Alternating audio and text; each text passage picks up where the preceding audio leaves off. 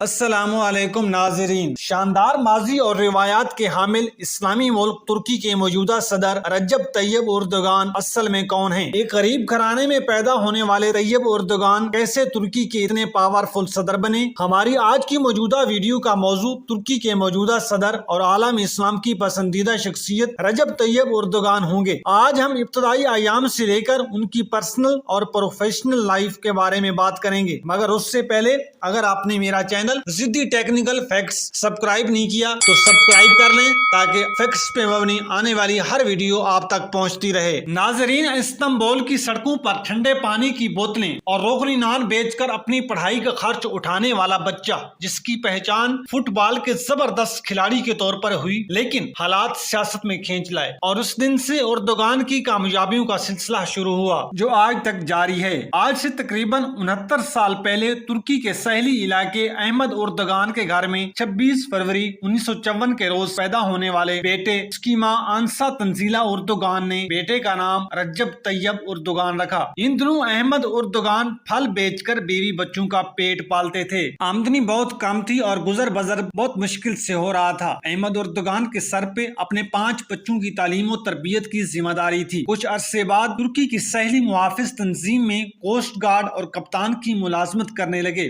رجب طیب کے بچپن کے دن انتہائی تنگ دستی اور غریبی میں گزرے۔ وہ خود بتاتے ہیں کہ بچپن میں انہیں 2.5 لیرہ کے حساب سے جیب خرچ ملتا تھا۔ طیب اردوگان 2.5 لیرہ سے پوسٹ کارڈ خرید کر اسے منافع پر بیچ کر اپنا خرچہ پورا کرتے تھے۔ گرمیوں میں کبھی راہ چلتے لوگوں کو لیمو پانی اور ٹھنڈے پانی کی بوتلیں فروخت کرتے اور کبھی ڈبل روٹی سے بنائے جانے والے اشیاء اور روغنی نان گلی گلی جا کے بیچتے اور کمائی فیملی پر خرچ کرتے اور کتابیں خریدتے۔ جوانی میں رجب اردوگان کو فٹ بال کا جنون سوار تھا۔ وہ اپنے شہر کے بہترین کھلاڑیوں میں شمار ہوتے تھے۔ ان کا خواب ترکی کی نیشنل ٹیم میں کھیلنا تھا، مگر ان کے والد کے منع کرنے پر اردوگان نے ہمیشہ کے لیے فٹ بال کو چھوڑ دیا۔ ناظرین، آپ کو یاد ہوگا دورے پاکستان پہ عمران خان سے کہا تھا، عمران خان کی طرح میں بھی کھلاڑی ہوں، میں بھی فٹ بال کھیلتا رہا ہوں۔ رجب طیب شروع سے ہی سیاست میں دلچسپی رکھتے تھے۔ وہ گلی محلے کی سیاست میں فعال ہوئے اور کارپوریشن کی سیاست کرنے لگے۔ 1976 میں 22 سال کی عمر میں استنبول کی یوتھ پارٹی کے ہیڈ مقرر ہوئے۔ اس کے 2 سال 1978 عرب نسل سے تعلق رکھنے والی خاتون آمنہ سے شادی کر لی۔ ان کے 2 بیٹے اور 2 بیٹیاں ہوئیں۔ 1984 میں طیب اردوگان نجم الدین اربکان کی ویلفیئر پارٹی کے ڈسٹرکٹ ہیڈ مقرر کیے۔ اس سے اگلے سال 1985 میں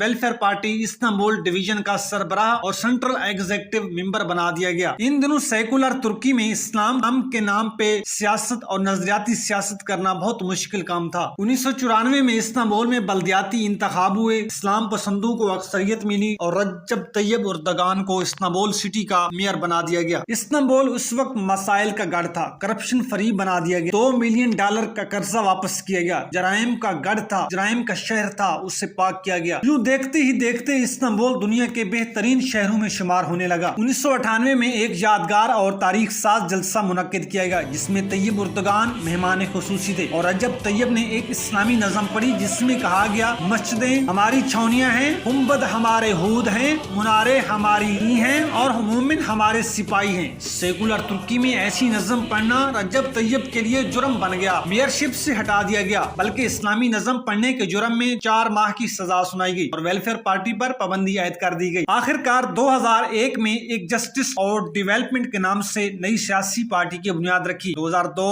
انتخابات میں پارٹی نے ریکارڈ ساز ووٹ حاصل کر کے مخالفین کو حیرت میں ڈال دیا۔ ان کی پارٹی نے پورے ترکی میں 2/3 میجورٹی سے فتح حاصل کی۔ اس وقت سے لے کر آج تک رجب طیب کی پارٹی ترکی پر حکومت کر رہی ہے۔ 2002 میں بطور وزیر اعظم ترکی کے حلف اٹھایا۔ پورے جون ترکی کی ترقی کے نئے سفر کا آغاز ہوا۔ اقتدار میں آ کر اردوگان نے مذہب کے نام پر پابندیاں ختم کر دی، جن میں حجاب پہ پابندی شامل تھی، اقتصادی بحران سے نکالا اور ترقی کی راہ پر گامزن کیا۔ فوج اور بیوروکریسی کی مخالفت کے باوجود طیب اردوگان مگن رہے۔ اگلے چند سالوں میں ترکی کی قسمت بدل کر رکھ دی۔ 2007 کے الیکشن میں قوم نے ایک بار پھر اعتماد کیا، جبکہ 2011 میں ہیٹرک مکمل کی۔ کچھ عرصے بعد رجب اردوگان ترکی کے صدر بن گئے۔ 2015 میں ترکی میں پارلیمانی انتخاب ہوئے۔ پارٹی 41% ووٹ لے کر رجب اردوگان جمہوریہ ترکی کے با اختیار سے گئے۔ 15 جولائی 2016 کی رات فوج کے ایک حصہ نے بغاوت کرتے ہوئے مارشل لا لگا دیا۔ طیب اردوگان کی اپیل پر عوام سڑکوں پر نکل آئی اور فوجی بغاوت بغاوت کا مقابلہ کیا۔ ناکام فوجی بغاوت میں 161 افراد ہلاک اور 1000 سے زائد زخمی ہوئے۔ اس کے بعد وہ ایک اقوام عالم کے سامنے پاورفل ہیڈ آف اسٹیٹ کے نام سے جانے جانے لگے۔ اب 2023 میں ایک بار پھر قوم نے اعتماد کیا اور انہیں جمہوریہ ترکی کا صدر منتخب کیا۔ رجب طیب اردوغان جہاں مسلمانوں پہ مظالم ہو رہے ہوں آواز اٹھاتے ہیں، روہنگیا مسلمانوں کا قتل عام ہو یا فلسطین کا معاملہ ہو، شامی مہاجرین کے حقوق کی بات ہو یا کشمیر کے نہتے مسلمانوں پر مودی فوج کے مظالم ہوں، رجب طیب نے ہر فارم پر مظلوموں کے لیے آواز بلند کی۔ ناظرین یاد رہے دوسرے نمبر پہ مسلمانوں کی پسندیدہ شخصیت عمران خان ہیں۔ جب اقوام متحدہ میں عمران خان نے مسلمانوں کا مقدمہ لڑا، مظلوم مسلمانوں کی آواز بلند کی اور یہود کے ایوانوں میں کھڑے ہو کر بتایا کہ محمد رسول اللہ صلی اللہ علیہ وسلم ہمارے دلوں میں بستے ہیں، اگر کوئی ان کی شان میں گستاخی کرے تو ہمارے دل کو تکلیف پہنچتی ہے۔ اور اسلامی فوبیا جیسے مقدمے لڑنے پر رجب طیب اردوغان کی آنکھیں بھر آئی تھیں اور انہوں نے آ کر تپایا تھا اور داد دی تھی۔ ناظرین اگر آپ کو میری یہ ویڈیو پسند آئی ہے تو لائک کرنا نہ بھولیے گا۔ شکریہ۔